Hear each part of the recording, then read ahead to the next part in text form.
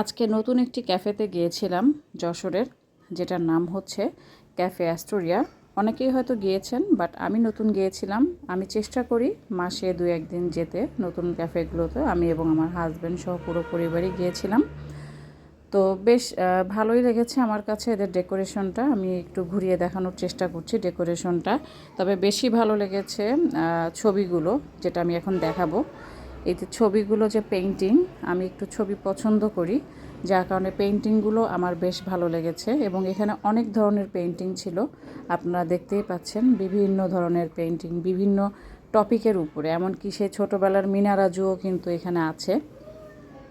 তো ওভারঅলে আমার কাছে রেস্টুরেন্টের ডেকোরেশনটা বেশ ভালোই লেগেছে।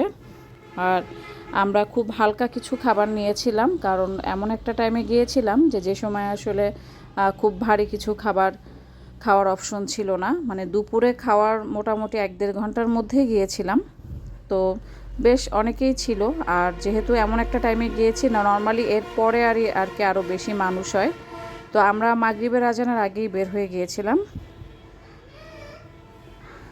তো আমার হাজব্যান্ডও ছিল, যে দেখতেই পাচ্ছেন বসে বসে মোবাইল টিপছে।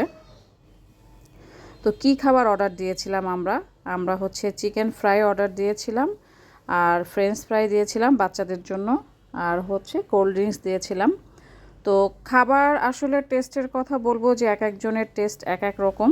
অনেকের কাছে হয়তো খুব ভালো, আবার অনেকের কাছে হয়তো ভালো না, বাট এভারেজে আমার কাছে মোটামুটি লেগেছে। তো আমরা এখানে খাবারটা খেয়ে আবার ঘুরতে চলে গিয়েছিলাম।